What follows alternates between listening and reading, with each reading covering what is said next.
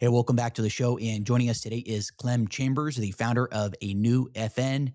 Clem, how you been? It's good to see you. Well, I've been eating fermented shark, and I've been eating whale. Oh, I'm not allowed to do that. Oh, you are, because I'm in Iceland. And I've also been eating puffin, which is a cute bird. But when you're desperate for food, like the Icelandics have been for 1,000 years, they eat cute birds. And guillemots, which is like a big black seabird, which is very tasty. So I've been tasting the local flora and fauna, and I've just come back from a glacier. Love it, Throws love my it. You ears know, you off. mentioned you mentioned the fermented shark, and you had me thinking of, I think it's called the Greenland shark, where it lives like 500 years or something like that. I mean, obviously you're in Iceland, but I presume, Yeah, I well, the mean, Greenland shark is interesting because this is where my irony bone hits. It's sort of like, oh, do you know that there's this Greenland shark? It lived for 600 years. And you say, how do you know that? Well, we killed it and we found out. It's like, yeah, yep. but anyway, the reason why they do fermented shark is certain sharks don't have a rear end. They don't poop. They have to sweat it through their meat. So they actually have to perspire what we would otherwise, go to loo with. So it gets totally full of ammonium. So it smells of ammonia, like a floor cleaning fluid, because that's what happens if you break down your food and sweat it through your skin and muscles. So when they kill them, being starving Icelanders 500 years ago, they go, we've killed one we can eat for a year, and oh no, ammonium, they can't eat that.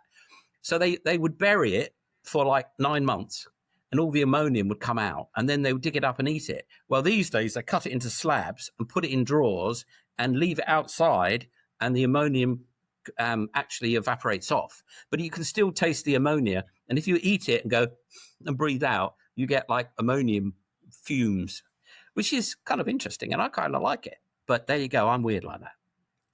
Well, I have never had a fermented shark, and so that is something I'll have to put on my bucket list, so to speak.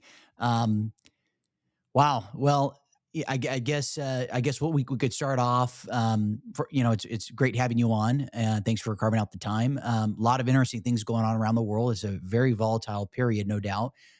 Perhaps you can situate us as it relates to kind of your latest high level thoughts, whether it's financial markets, geopolitics, state of society.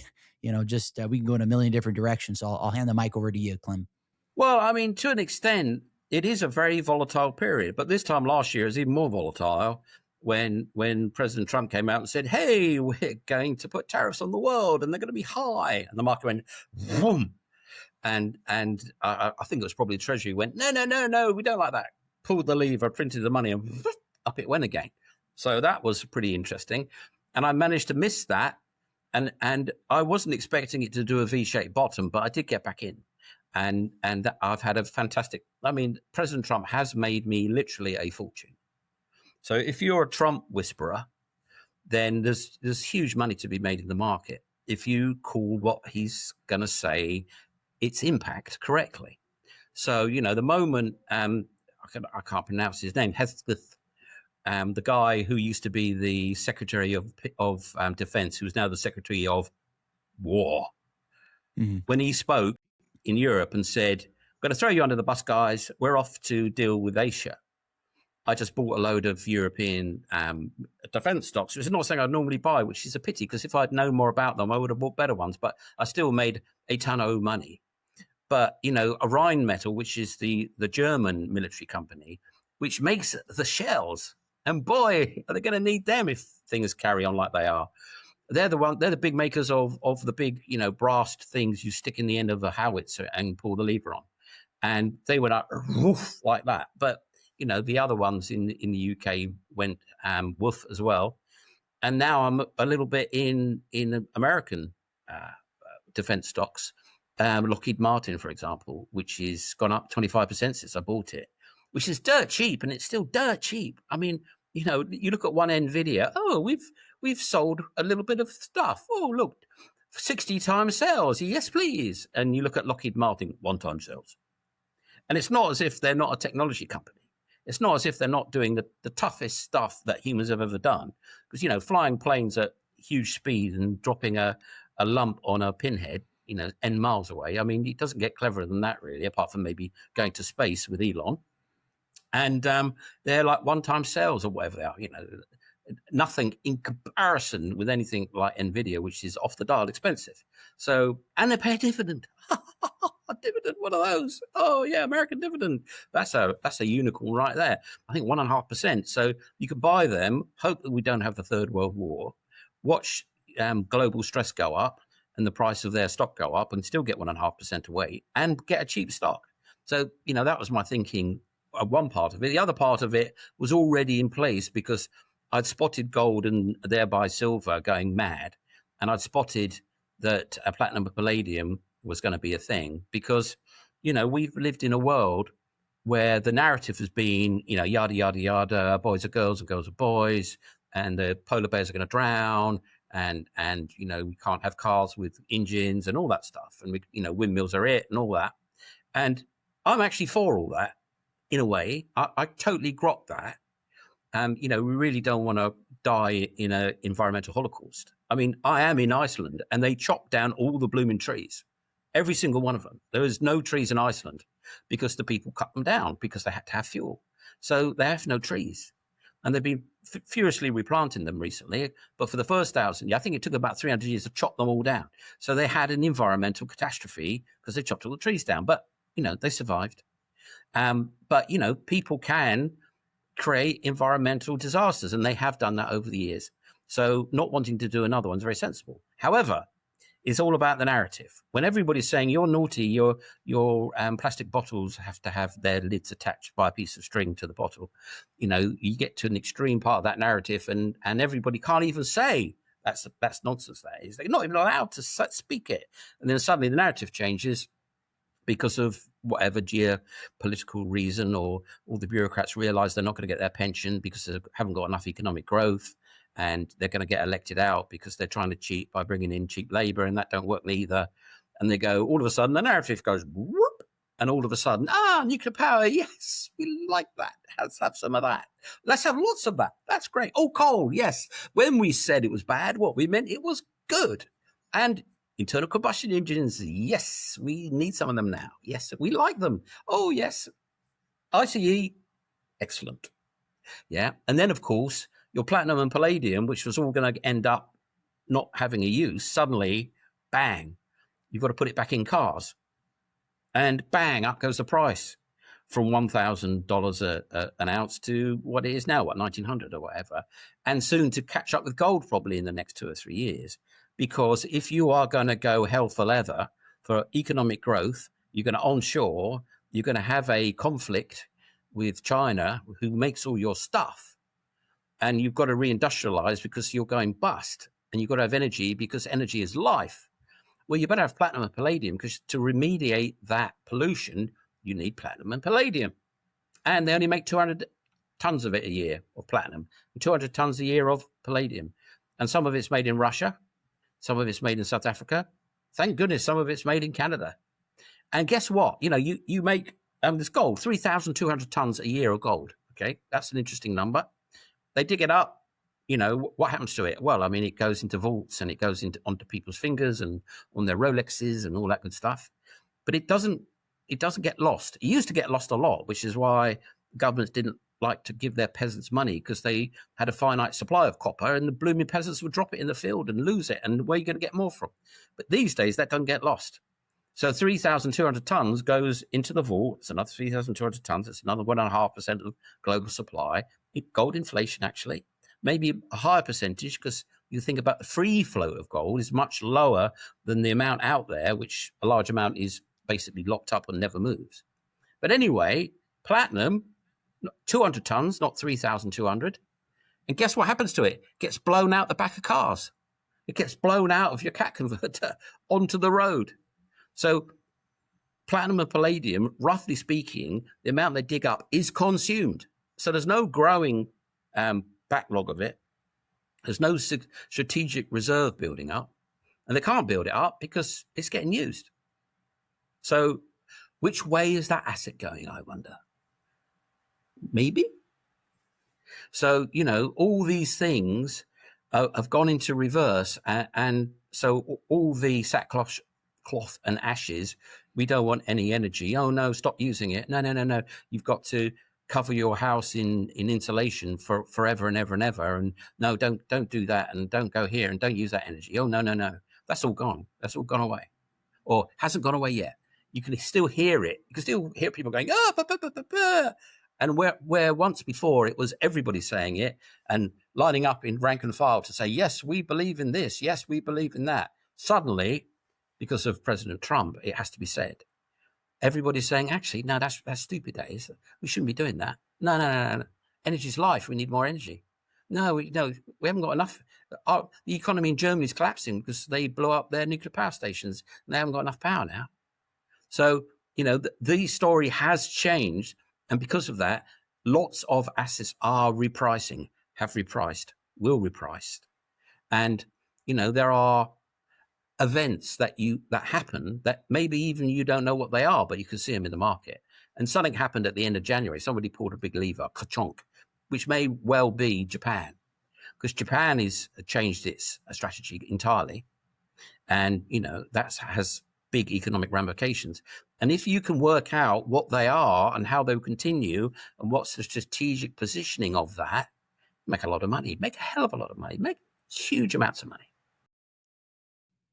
Could you unpack that a bit about Japan and so on and so forth, and kind of what you're observing? Okay, I'm going to be perhaps a little bit controversial, perhaps a little bit unexpected. So the Japanese have had a long-term strategy, which is shrink the population. There's too many people in Japan, say the government to themselves. So what are we going to do? Well, we're going to drop the population. Yeah, we're going to do it in a certain way where the population falls and we'll have a lot more room, and maybe we'll get back the population to 1950. Now, to do that, you have a deflationary environment, and they've had a deflationary environment. And deflation makes everybody a little bit more conservative, makes everybody not go for growth, makes everybody a little bit, pulling in their neck, as they would say. Yeah, it's not an aggressive environment. And because of that, and they don't let people come and become Japanese, so they haven't had immigration. So because of that, they've been in retrenchment. I mean, everybody says like, oh, Chinese, their population is going to fall. Oh, isn't that going to be terrible for them? No, it's not going to be terrible for them. It's going to be great. That's how if you keep expanding your population, you stay poor. It's when you stop expanding your population, and even if your population starts to drop, you get the ultimate luxury. And the ultimate luxury is space. In the UK, they've had raising population, and the houses get smaller and smaller and smaller and smaller. And you get more and more like a battery chicken, and you get more and more stressed, and there's more and more cars on the road, and there's the same amount of money and less to go around, and things get more expensive. But, expanding the population to expand your economy so you can tax it and pay the bureaucrats' pensions, that is not great for the peasants like me and you, yeah? So the best thing for the peasants is for the population to start shrinking. They get more room. They get higher pay because there's less supply of them. And that's a benefit. And you get more room. I mean, France is a wonderful country because their population density is so low because of the fact that, they had a bad run after the French Revolution. I mean, the French population went from, I think, 30 million to 60 million since the French Revolution. The German population went from 6 to 60 million. And the British went from 6 to 60 million, okay, which tells you something about not wishing for having a revolution. But it also tells you that when you drive through their beautiful countryside, why it's like that, because the density of population is less. So anyway, Japan, I believe, had a systemic strategy to shrink the population back to sort of like 1950s levels, which was about 60 million people, from 125 million or 150 million, however many people there is. And we all know when you go to Japan, there's a lot of Japanese and there's not a lot of space and they live in small houses, etc., etc. And then, of course, all the money comes down from the old people to the young people. So they inherit a lot of money. So that's great. The state gets a lot of tax from death duties. That's great. There's more space and there's more money, and you can spend more resources on education, and you can push up that country up the value chain. Yeah. But I think they've decided to maybe not do that so much and maybe go a little bit on the front foot, devalue their currency, get going with their industry, get a little bit more, fighty, have a little bit more of a military thing going on, and all that multipolar world stuff. So that has taken them from a country with negative interest rates to a country with interest rates. And obviously that's a big change in their economic model. And the model of the carry trade from Japan, where people borrow in free yen and buy American assets, which pay a dividend, well, that's kind of going into sort of clunk, bang, clunk, clunk, because, you know, you're going to get a big dislocation. You're going to get volatility caused by those sorts of things. And that's where the central banks come in, and they try to smooth that all over and make it all work out okay, and, you know, lend each other confetti to make sure that there's no horrible clashing of gears and grinding of whatever grinds. So there's that's going on. And you've seen gold and silver go through the roof and platinum and palladium go through the roof. And that's kind of put the cat amongst the pigeons. And you're seeing Bitcoin collapse. And you're seeing everybody now. Well, I think what's going on, everybody says, oh, you know, everyone's worried about AI replacing this. And that's a load of old nonsense. What is actually going on is the hyperscalers are ringing up the banks and saying, can I have a trillion, billion, zillion in cash, please? Good interest rates. And the banks are going, yeah, sure. Yeah, you're our best customers. Yeah, sure, of course you can. And then someone else is ringing up and saying, can I have my 100 million for this? No, I think we're lending it to somebody else. So the hyperscalers are sucking liquidity out the market really, really heavily. And that's causing all sorts of confusions and conniptions. And people, obviously, they say when a market has a systemic change, they always blame it on someone. They say it's him, he did it, or that company did it. That name caused this avalanche, not that the avalanche was caused by too much snow. So you're seeing these hyperscalers basically borrowing vast sums, going from, you know, cash flow positive beasts of cash flow positiveness into beasts of cash flow negativeness to build out the AI boom. And, you know, that has an implication because markets are all driven by cash flows. You know, the flow is way more important than even the news, because if people run out of money, or there's not the money to go into the market, it doesn't matter how good the news is, there's not the money to go in. And what's happened in America is the Fed and the Treasury, no doubt, but particularly the Fed, have navigated by pumping money into the economy so that their thermometer has been the stock market. And if you look at the stock market, it's totally smooth. And then somebody said something stupid and down it goes, oh, and it turns around straight away and goes, you know, smooth again. And, you know, they use the stock market as a thermometer. And probably, you know, the more you push it up, the more trickier it gets. So, you know, we're in a stage now where the money they would normally be pumping in that would go around the system and end up in the equity market is going around the system and ending up in NVIDIA making machines and people building out these huge power plants and building nuclear power stations and all that stuff, all that onshoring and all that AI build out. So the money's now not necessarily going into equities, but it will, because they'll just print more. But obviously there's a transition phase where you're going to get lots of craziness because they haven't necessarily worked out how to do it smoothly or how to do it best or know how much they need to do it for and who's doing what to whom and what the impact of doing it will be. But ultimately, once they've got this out of the way, and it shouldn't take too long, then you will see things kind of going back to normal. But you'll also see that over the next year, 18 months, 2 years, you'll get a pickup in inflation again. And what is now, whatever it is, 2.5%, 3% over, I think it's 2% in Europe, which is, you know, impressive. It will head back up to 5 to 7% over the next 2 or 3 years.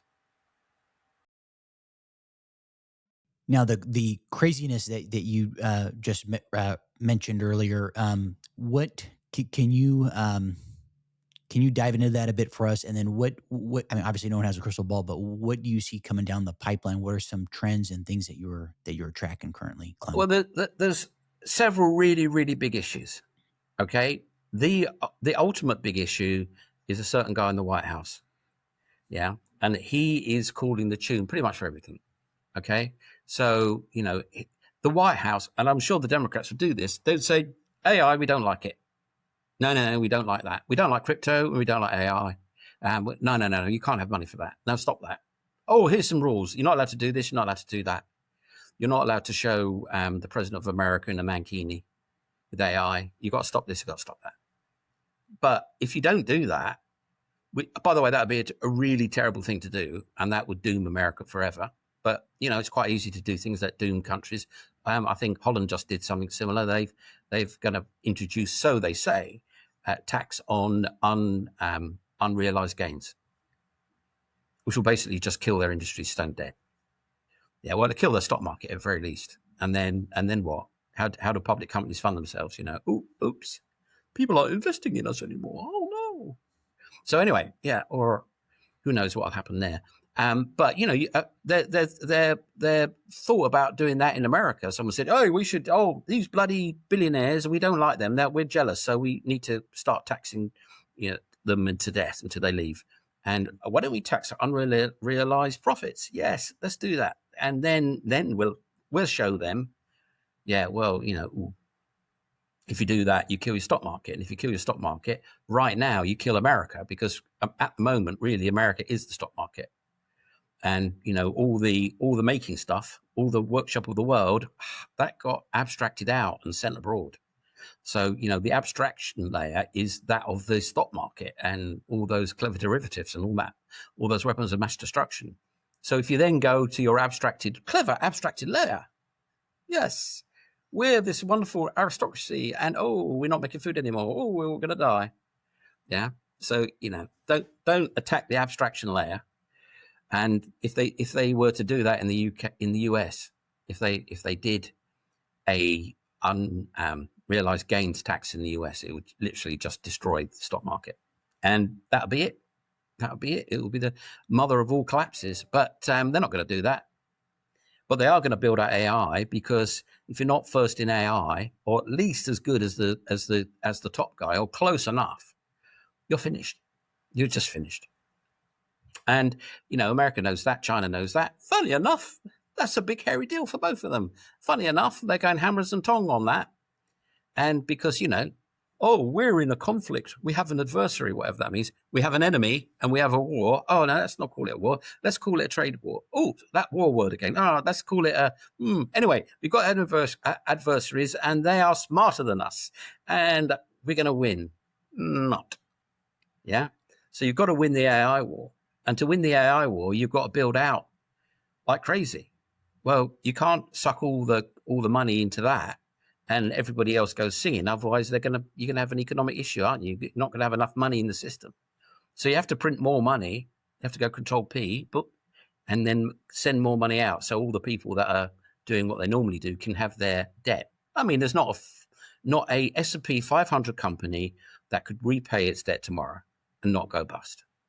So if you said, you've got to pay all your debt back tomorrow in cash, or when it comes due, they'd all go bust, every single one of them, if they couldn't roll their debt, right? So you have to enable there to be enough money for corporations to roll their debt. Otherwise, you just don't have an economy. That's the whole point of debt. Money is debt. Economics is all about, the application of capital, most of which is debt.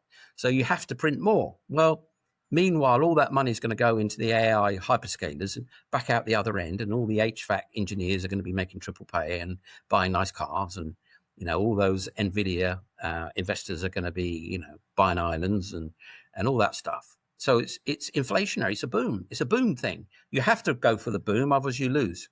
So you have to go for hell for leather. Run it hot. Yeah, well, run it hot means inflation, right? I mean, it's almost a synonym.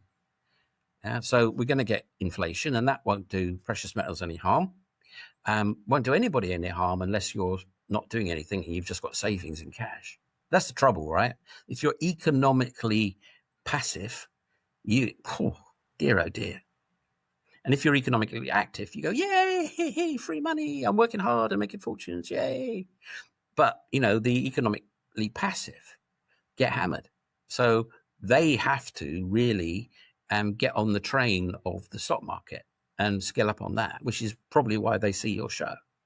If you're economically active, even if it's just as an investor, you'll be fine. But if you're just economically passive, your inflation will eat you alive.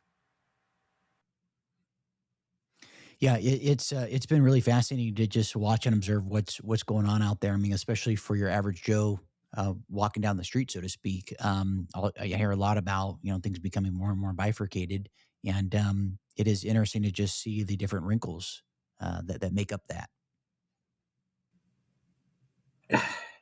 Well, I mean, they talk about the K-shaped economy. Okay, they talk about that, and I kind of get it, but then I also get the fact that a lot of people are not really doing a great deal of work, and you try to get through to them, it takes you 4 days, and they're not really putting that back into it, and they're working from home. Oh, I do all my work in an hour and a half. Why do I need to work any harder? Well, normally because they're paying you for 8 hours, not for 1.5. How about you do 6 times the work then? Ooh, did I say that? So there's a reckoning. There's a reckoning, and as I say, the passive are going to have a hard time. And I say something that's very unpopular when I say it to people. I say, well, if you want to change your life, get rid of your television. I mean, for a start, your wife will leave you, but if you got rid of your television and you spend the hours you spend watching television, studying, anything you like. I mean, get a open course. I'm sure you can get.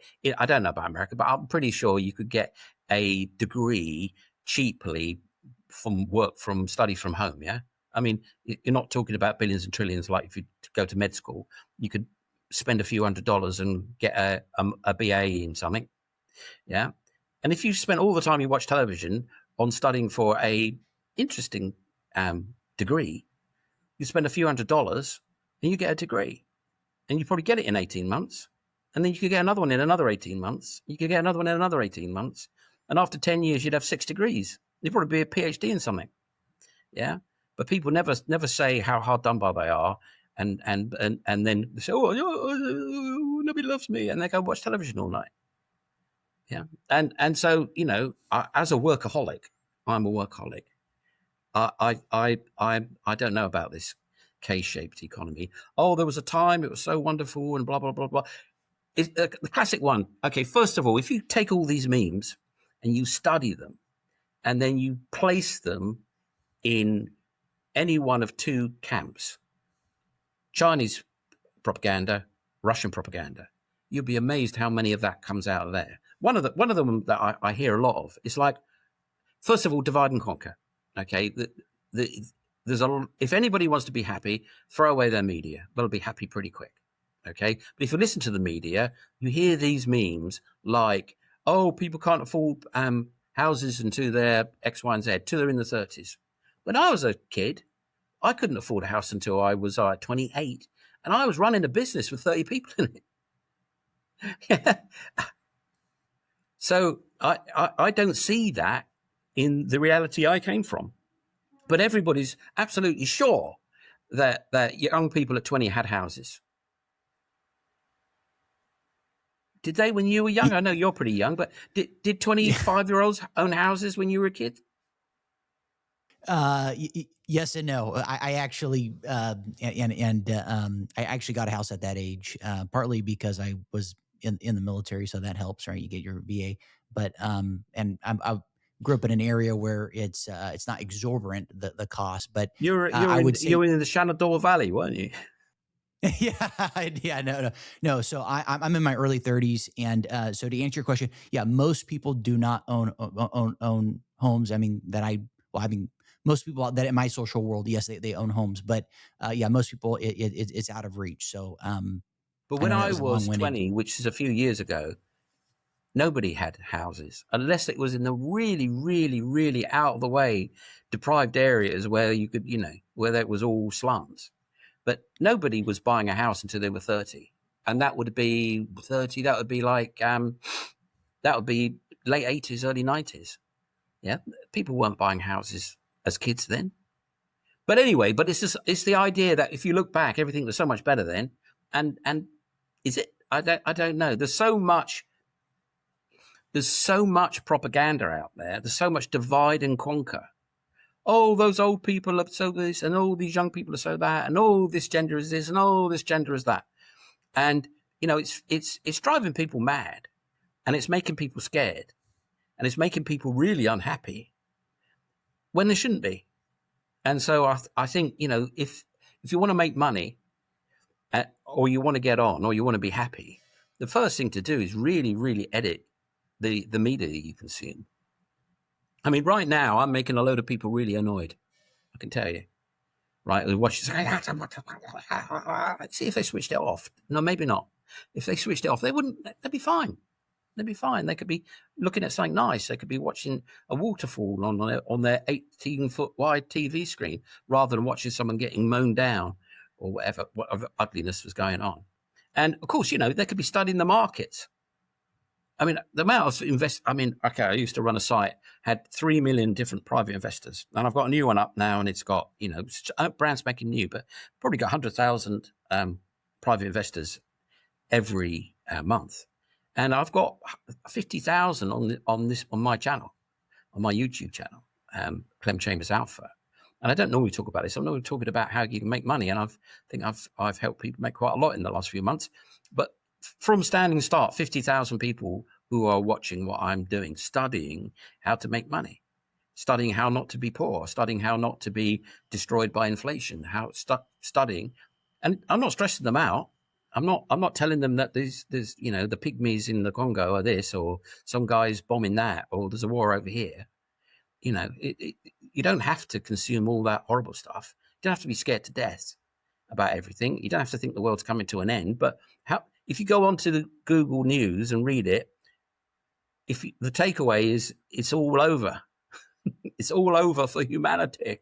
If there's not an asteroid about to hit, it's going to be another plague. It's going to be the elite of this society, doing terrible things or whatever. This is simply not true. And there's a lot of money, a lot of opportunity in the market. But I'll tell you what, all these people that are stressed out by this, they haven't read an investment book.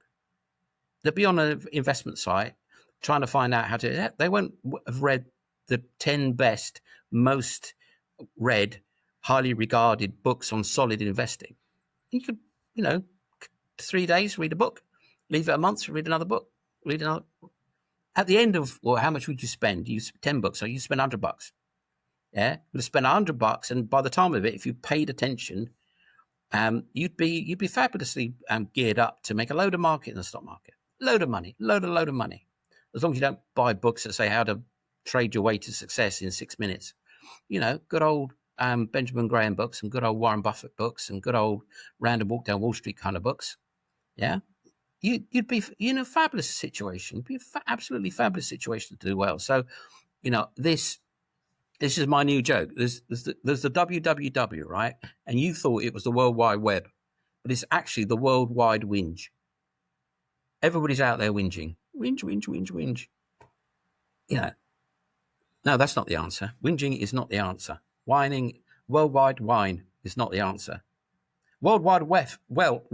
There we are. That's why they come on your channel, for worldwide wealth. That's a tongue twister, isn't it?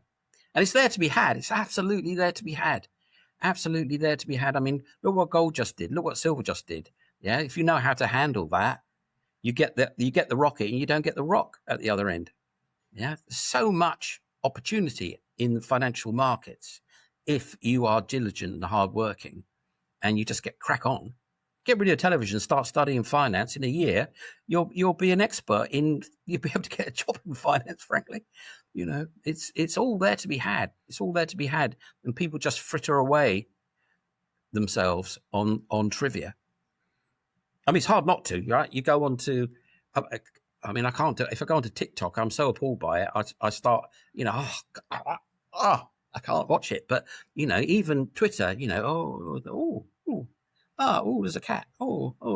What's that guy doing? Oh, he fell off his motorbike. What's that? Oh, there's a hill. The rocks are rolling down. Read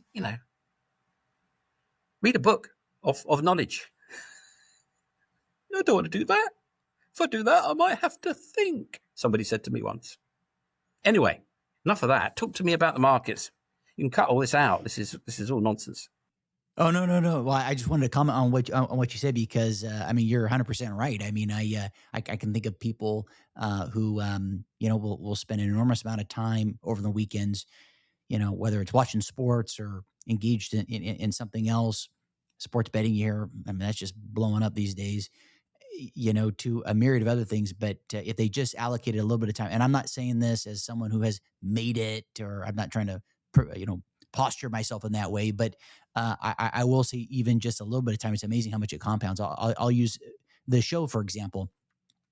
I first started doing this show, Clem, because I was listening to various people talk about the financial markets, and I was pretty bereft of my understanding of that. And I wanted to bring on people to just literally learn. And so if somebody listening were to just literally, you don't have to do one on the financial markets, it could be on anything, but just even like doing a show, like instead of watching something, you just had a guest on, it'll completely change your life. Like doing this show, and I've been doing it since breakfast, has completely changed my life. Like Christian, it's real completely simple. changed it. You're either a consumer of media or you're a creator of media. And going forward, that's going to be the difference between the quick and the dead. If you're not making media, you're going to be consuming it. And that is, people won't want to hear this because they're not creators, but they can be. But getting over that hump, it was probably quite to get over it. But once you're over it and you're creating, you get into a rhythm, you get good at it, and you learn a few things like nobody cares about you and nobody's watching, and it doesn't matter whether you've got your hair all over the place. That's a bit of fun. And you learn about it and you get good at it and you get paid. You get paid. I get paid a lot. And anybody can, if they become a creator rather than a consumer. The consumer is at the wrong end of the pipeline. And, in this future world of AI, it's really going to be between two sorts of people, creators and consumers. And the consumer will be the poor and the creator will be the rich. And that is coming to a world near you soon. Yeah. So anybody that wants to, think about that, it's not 100% right, but it's an insight. It's like, I really do want to upset a few people who are watching this channel. It's like when you watch an American football match, it's the same end people in the same jackets running up and down the same green square. For how many years? Yeah, it's the same story over and over again. It's like boy meets girl, boy loses girl, boy gets girl back again. There they are doing that. Same thing. It's exactly the same thing every week. And it's hard to know. It's just the coloured shirts running up and down a large piece of green. And, if you look at it like that, which is I would, you go, that's crazy. And if you're totally into it, you say, but that's Bilbo Baggins. He's a fantastic. He threw 87 feet last week and he runs at 26 miles an hour and he's won this trophy. Yeah, no. I was also going to mention, I'm totally blanking out on what I was going to mention to you. It's related to, just society and how people are and what they get to. Oh yeah, now I know. Look, this is what happens when you're not taking coffee or you're not getting your caffeine in me. Because I'm, yeah. Well, I'm traveling and I haven't been sleeping as much, so it's like our brain isn't functioning there. What was I going to comment on in that? Yeah, it is interesting how yeah, just even a little bit of time can make the difference. And damn, I'm totally blanking out on what I was going to mention to you. Oh yeah, just even outside of the financial markets. I mean, if people read, look, I don't know about you, but I'm coming more and more to the conclusion that I feel like a lot of things are theatrics out there on the world stage. And I might sound like cuckoo la la land, but it's so it just there's so many rabbit holes to go down. It has got really worse. There's so much fake out there. There's never been so much fake. Fake is just absolute pestilence. Yeah. And so really it's almost the good stuff is you have to find it amongst the fake. It's like when you were a kid and there would be this box of junk coins in an antique shop and thousands of different coins. You have to go through them to find the one that you wanted, or a load of Pokemon cards. You have to go through them all to find the good one that you need. Yeah. And life's getting like that for everything. It's like, fake offers. You go to a fake hotel that said it had this, it doesn't have it. And, all this fakery. I mean, and you see it with AI now. There's so much stuff. You really have to not believe anything. Which again, do you know, funny what? That is classic Soviet propaganda, is to undermine trust in the government of its adversary, undermine trust in the institutions of government and the rules of law, etc., etc. That is absolute. You can go look it up. You can look up historical Russian propaganda, and you will see acres of it. And you go, blimey, I'm looking at that on my media right now. Oh, I just saw that on CNBC. Oh, I just saw that on the Wall Street Journal. Oh, I just saw, because this there is without a doubt a propaganda war going on. Okay, and actually, the funny thing is this. Let me ask you this simple question: How is there anywhere in America where there's 500 people in a building writing propaganda to attack the enemies of America? Yes or no? I'm sure. You reckon? Oh, I don't think so. I think you'd have that all over the newspaper. Do you realize that building down there has got 500 people that are writing press releases that are blah, blah, blah? No, you don't have that. You certainly don't have that in England. I don't know anywhere in Europe that has it. Well, they certainly have it in Russia. They certainly got it in China. Yeah. I mean, yes, there is an outreach, a propaganda outreach that you see, Voice of America or the BBC or Agence France Presse and all those guys may be fighting the last propaganda war, but not the current one. I don't think the American government are hosing huge quantities of random bot traffic onto X. Do you? Who knows? Maybe I should say. I'll rephrase this. How about the alphabet agencies? Well, but do you think you see it? I don't see that. I don't see it. I mean, there's an element of it, but there's not like the amount of Russian bots you'll get if you'll say anything about Ukraine. Yeah. And they're all over the place. So, this propaganda war, I mean, I hope you're right. I don't hope you're right, really, because I don't think any of the Western government should be out there lying their faces off to try to brainwash us. Yeah. But certainly other governments trying to do it. In fact, this is just shows you how insane it is. The Iranian government did a propaganda attack on Scotland when they were having their referendum on splitting up with Great Britain, their independence referendum. Iran trying to mess up Scotland. I mean, why? Duh. That's how mad it is out there, and it is mad, and it is certainly driving people mad. I mean, I don't know how many people who are totally stressed out by all this crazy stuff that they're saying on the internet. It's a change in gears. We're in a new epoch. And that's what people should remember. We're in a new epoch. And it's a massive opportunities out there. And the worst thing you can do is be scared. Yeah? Because it's a mirage.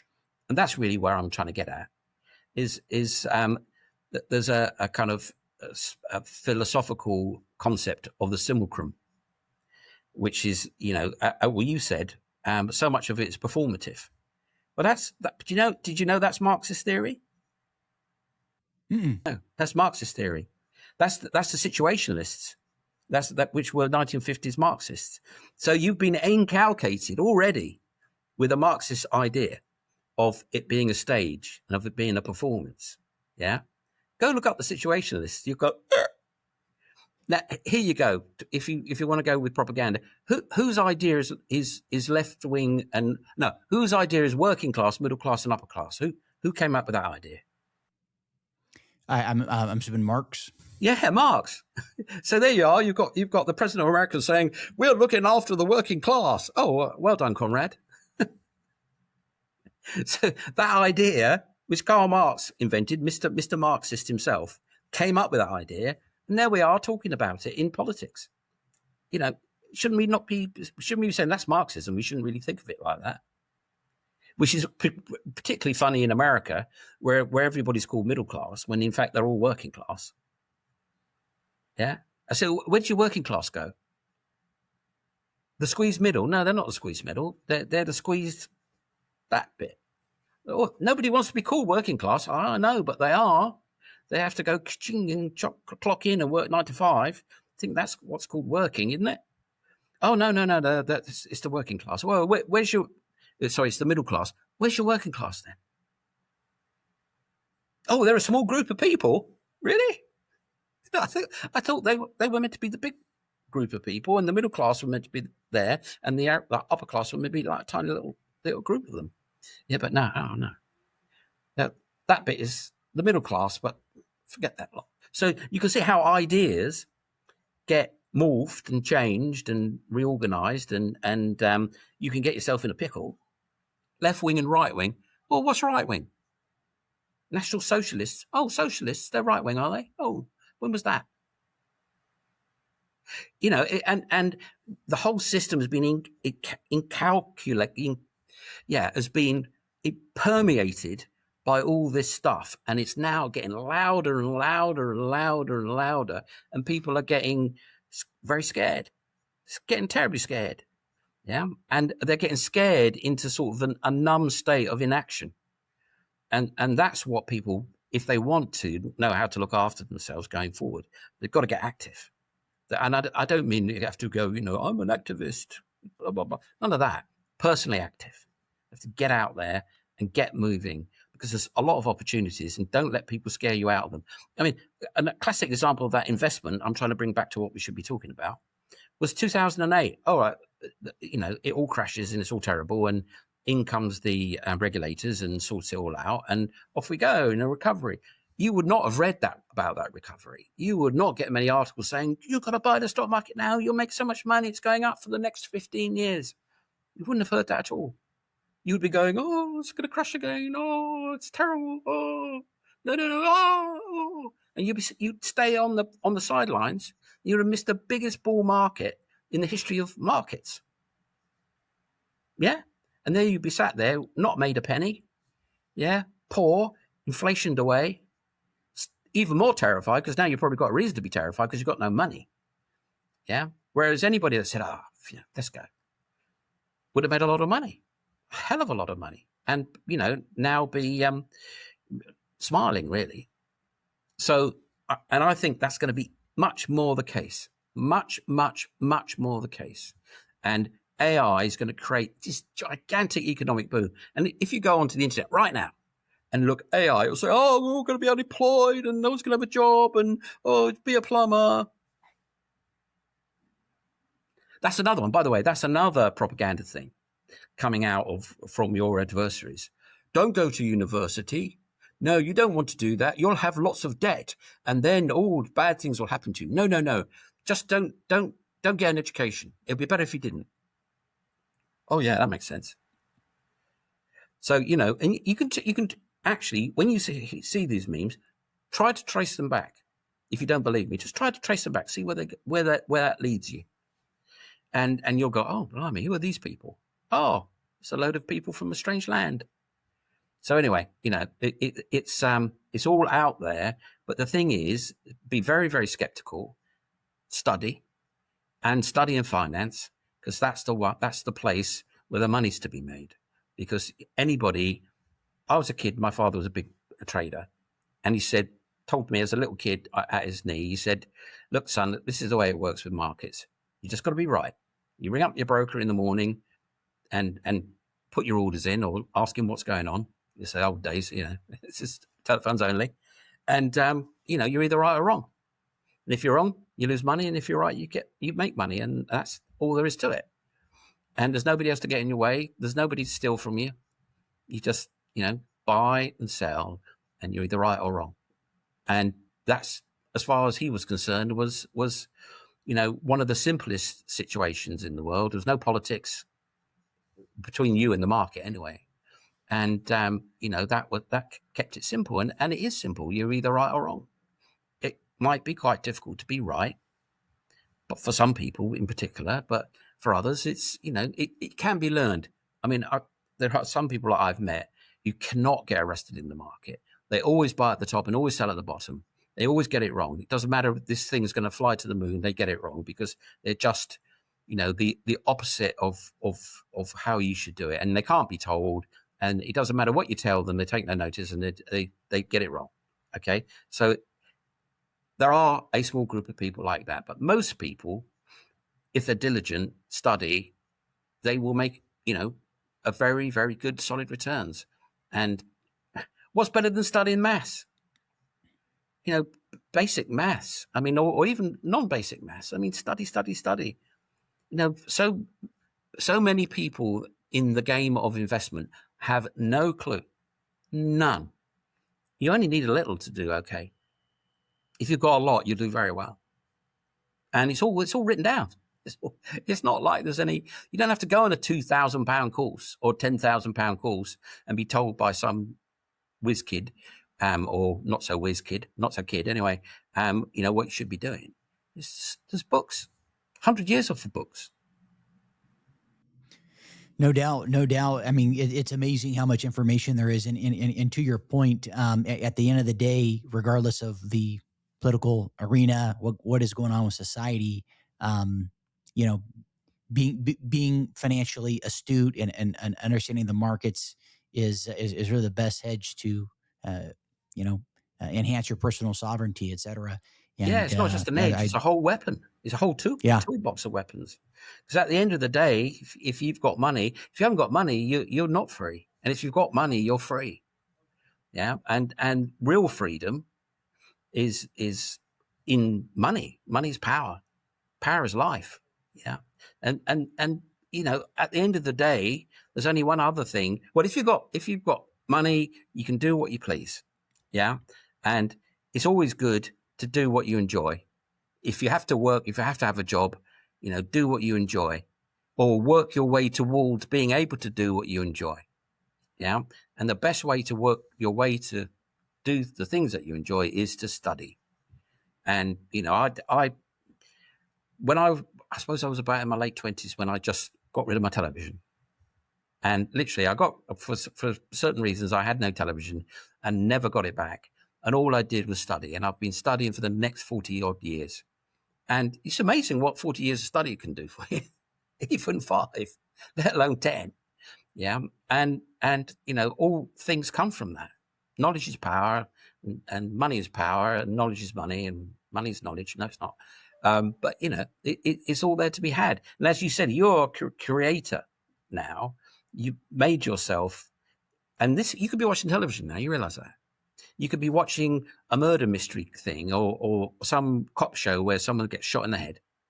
There are bound to be plenty of shows tonight where people get shot in the head. Yeah, or something really terrible happens. You could be doing that instead. And instead, you're going to make money. Hopefully, you're going to learn something. Maybe not from me, but you might do. And you're elevating yourself. Yeah, and that's the game, isn't it? absolutely, absolutely. Clem, is there anything else that you'd like to share? And I also will add, I've really been enjoying the conversation and hearing your dissertation, kind of high level overview. How can people learn more about you and get in touch with you? And then also, if there was anything else you'd like Well, I've got to that you'd say, I like to don't share. normally talk this stuff. I'm not blooming like Yoda.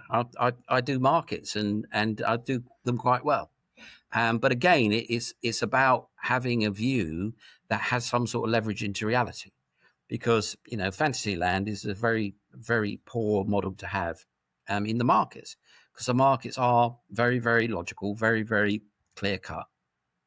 And people can get a very expensive education trying to learn it, when they actually can get a pretty cheap one by just, as I say, buying a few classic books, mind you, classic books on it, and reading them. Read a book. Oh, sacre bleu.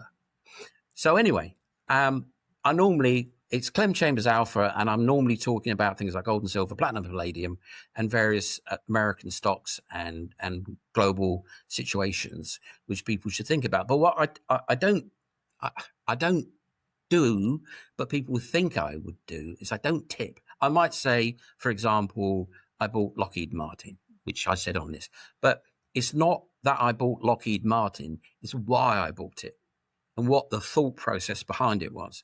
So I really try to major on the whole thought process that leads you to a certain point of view. So I did one today, which is silver and gold are going mental.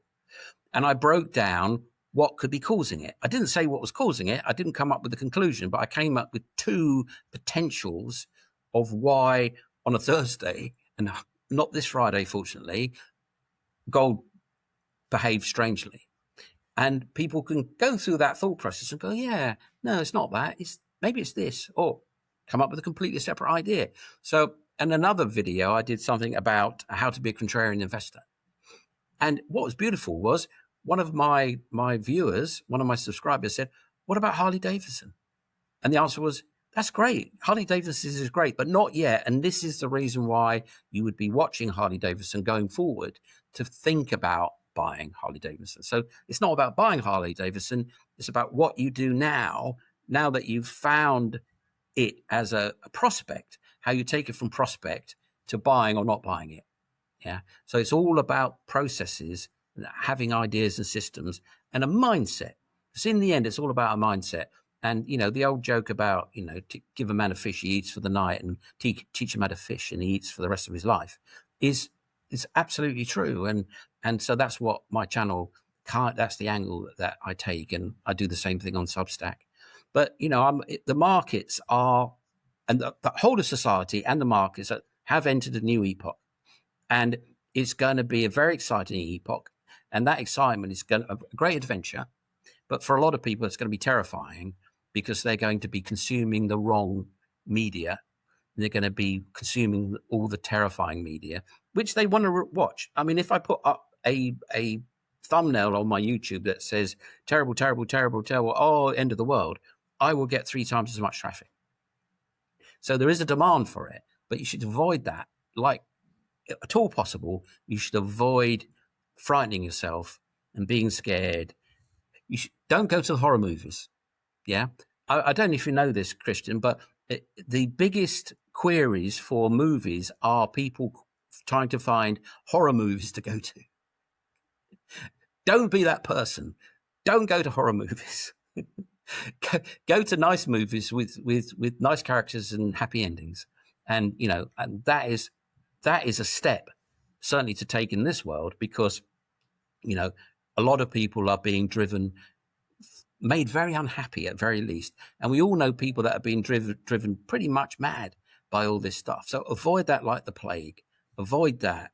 Study. And if you can become a creator of one form or another, that is the future. Because in the future, the economy is going to be about consumers of media. It's been consumers of things, and creators of media. And, that is the place to be, because that is where you're going to really achieve and prosper. As a consumer, well, I have this image of the future of people slumped on sofas watching their big television and nothing else. And don't be that. Be a influencer with a camera. That's where I've just come from, this glacier, and there's all these influencers taking their videos by the glacier. So, it's an economy, it's out there. I think there's something like 2,000 people making more than $1 million on YouTube alone a year. So it's a real thing. And there you go. Be on the front foot, be economically active, and you're going to have a great time. 100%. I'll just comment on that last bit there. You're alluding to the attention economy, and I remember hearing that from somebody. And I also read a book. I'm blanking out on the title of it. Written by a Silicon Valley Indian gentleman, and he just mentioned how media and code with regard to like software, and I guess to some extent the financial world, has the highest degree of leverage of any vehicle that you can do in business. And I never forgot that you can create a piece of content and it works for you as you sleep, and it can hit it can impact millions of people, and there's just so much leverage that you get that you just can't derive from a lot of other working. Well, you're methods, living the dream, Christian. You are living the dream. And look at me. I'm 62. I started a YouTube channel 3 months ago. I won't even say how much money I'm making, because I've got a lot of money already, but I'm getting even more now. But I'm 62, and I just started a channel November the 1st. So it's there to be had. It's there to be had. Yeah. And nobody cares if you fell. Nobody will see it. It's you can run down the road naked at 4 a.m. in the morning and nobody will see you. And, Yeah. that is, so you don't have to worry about it. But anyway, as I said, fear is the mind killer, to quote Dune. Fear is the thing that will do you the most damage. So have no fear. Get on with it, crack on, and, economically active, which is the same as cracking on, and you will do well. 100%. Well, Clem, it's been great having you on. I appreciate you sharing your thoughts, and I look forward to reconnecting with you here before long. Yeah, look forward to it, Christian. Thank you very much for having me. Hey, thanks for tuning in. And if you enjoyed the show, I encourage you to like, share, and follow if you found value in it. I also have a new show called Markets with Christian White, which is exclusively focused on the financial markets. If that is something of interest to you, I encourage you to check that out. And I always look forward to hearing your feedback and thoughts. And until next time, take care and be well.